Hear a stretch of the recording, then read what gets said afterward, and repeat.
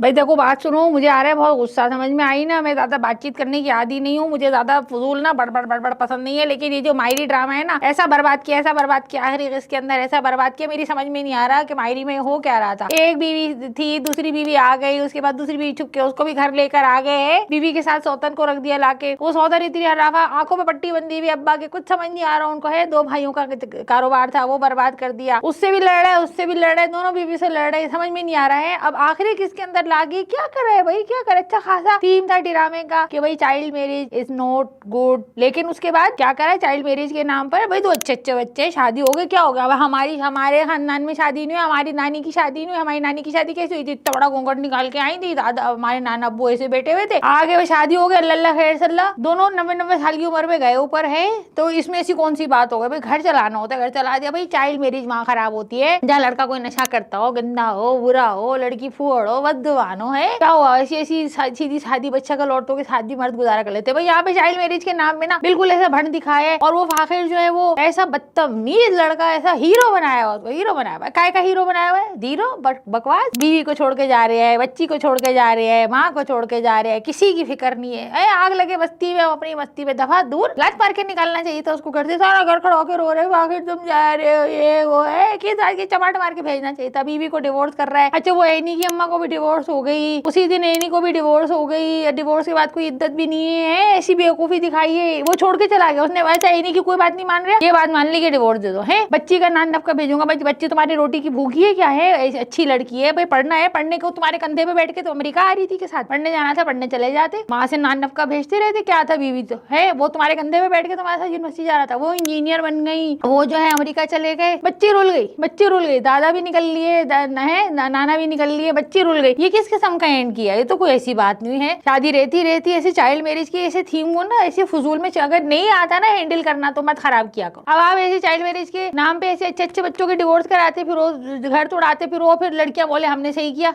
तो ये सब बेकार है भाई, दफा।